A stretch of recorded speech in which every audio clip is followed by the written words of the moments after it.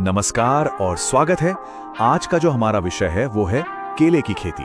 हम इसे बिल्कुल शुरू से स्टेप बाय स्टेप समझेंगे और ये सारी जानकारी सीधे एक एक्सपर्ट किसान के अनुभव पर आधारित है। हमारा मकसद क्या है?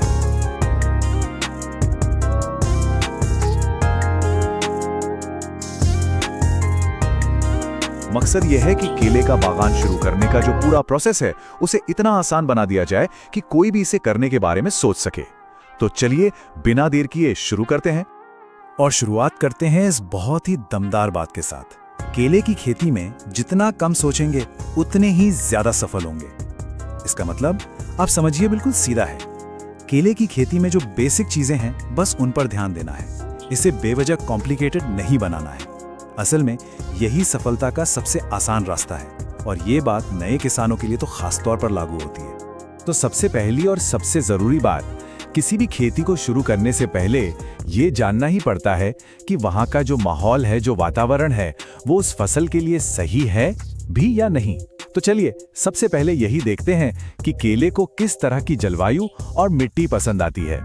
अच्छा, केले के साथ एक अच्छी बात यह है कि भारत में इसकी खेती लगभग कहीं भी की जा सकती है।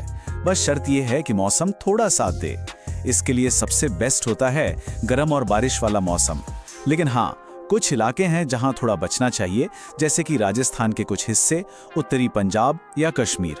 इन जगहों पर क्या होता है, या तो बहुत ज्यादा ठंड पड़ती है या बहुत ज्यादा गर्मी, और ऐसे में खेती की जो लागत है वो इतनी ज्यादा बढ़ जाती है कि मुनाफा कमाना लगभग नामुमकिन हो जाता है। अब बात करते हैं मिट्टी की। तो मिट्टी के मामले में अच्छी बात यह है कि केला कोई ज्यादा नखरे वाला पौधा नहीं है। वैसे तो काली मिट्टी इसके लिए सबसे बढ़िया मानी जाती है, पर यह कई और तरह की मिट्टी में भी बड़े आराम से उग जाता है। लेकिन एक चीज है जिस पर कोई भी समझौता नहीं किया जा सकता, और वो है पानी का निकास। ये बहुत जरूरी है। अगर खेत में पानी एक हफ्ते से ज्यादा रुक गया तो समझ लीजिए खेल खत्म। ये पौधों की ग्रोथ को पूरी तरह से रोक देगा और पूरी की पूरी फसल बर्बाद हो सकती है। ठीक है, तो मान लेते हैं कि जलवायु और मिट्टी दोनों चीजें सही हैं। तो इसके बाद अगला कदम क्या है? जाहिर है खेत को पौधे लगाने के लिए तैयार करना। तो चलिए देखते हैं कि ये तैयारी कैसे की जाती है।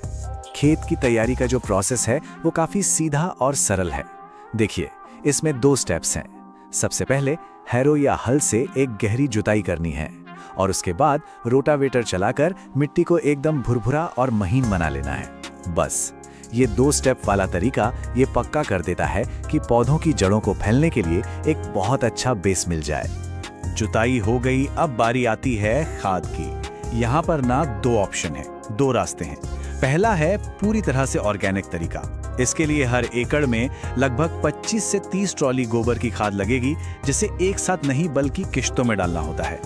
दूसरा है हाइब्रिड तरीका। इसमें क्या करना है कि जितनी भी गोबर की खाद मौजूद हो उसमें करीब 1.5 क्विंटल NPK मिला के खेत में फैला दें और फिर एक आखिरी बार रोटावेटर चला दें।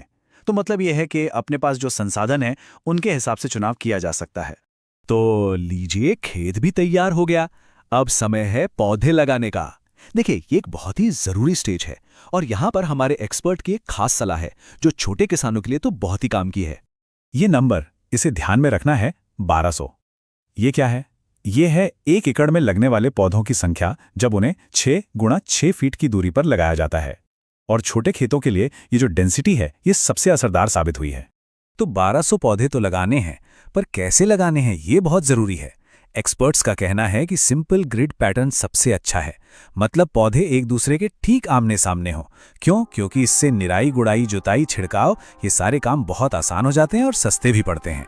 जो दूसरा तरीका होता है ना, तिरछा वाला, जिसे डायगोनल प्लांटिंग कहते हैं, उससे बचना चाहिए। वो मेंटेनेंस को मुश्किल बना देता है, लेबर का खर्चा बढ़ाता है और केले की खेती में उसका कोई खास फायदा भी नहीं है।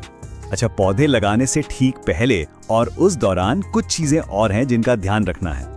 एक तो ये कि 6 × 6 फीट की दूरी पक्का मेंटेन करें, और दूसरी बात, हमेशा 50 से 100 पौधे एक्स्ट्रा जरूर खरीदें। ये क्यों? ताकि अगर कोई पौधा ठीक से ना उगे या खराब हो जाए तो उसे तुरंत बदला जा सके। इससे खेत में कोई गैप नहीं रहेगा। तो पौधे अब लग चुके हैं, लेकिन असली काम तो अब शुरू होता है। प्लांटिंग के बाद जो पहला महीना होता है ना, वो सबसे ज्यादा जरूरी, सबसे क्रिटिकल होता है।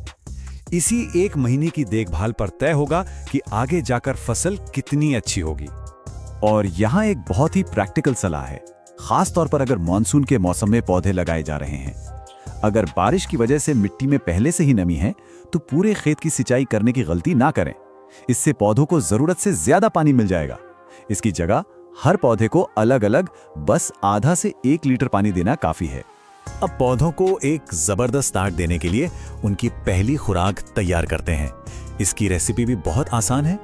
हर 1 लीटर पानी में 2 ग्राम NPK जैसे 19-19-19 और 1 ग्राम ह्यूमिक एसिड मिलाना है।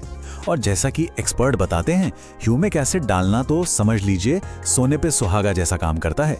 ये नए पौधों को वो एक्स्ट्रा बूस्ट देता है जिसकी उन्हें उस वक्त सबसे ज्यादा जरूरत होती है। तो चलिए अब तक जो भी जरूरी बातें हमने समझी हैं उन्हें एक फाइनल चेकलिस्ट में फटाफट से देख लेते हैं ताकि सब कुछ दिमाग में अच्छे से बैठ जाए। असल में ये जो सारी बातें हैं ये इस पूरी चर्चा का निचोड़ है। याद रखिए, सबसे जरूरी चीज है पानी का अच्छा निकास। छोटे खेतों के लिए 6 गुणा 6 फीट का ग्रिड इस्तेमाल करना है। पहले महीने पौधों पर पैनी नजर रखनी है। बहुत ज्यादा ठंड या गर्मी वाले इलाकों में प्लांटिंग नहीं करनी है और पानी को कभी भी 24 घंटे से ज्यादा खेत में खड़ा नहीं रहने देना है। और हाँ, सबसे जरूरी बात, प्रोसेस को सिंपल रखना है, ज्यादा कॉम्प्लिकेट नहीं करना है। तो खेत तैयार हैं, पौधे भी लग चुके हैं। ये अपने आप में एक बड़ी कामयाबी है। लेकिन जैसा कि हम जानते हैं, ये तो बस शुरुआत है। अब सोचने वाली बात यह है कि आगे क्या? अगले 6 महीनों में कौन कौन सी चुनौतियां सामने आ सकती हैं? कीटों से, बीमारियों से, मौसम से कैसे निपटना होगा? ये सवाल हमें खेती की इस यात्रा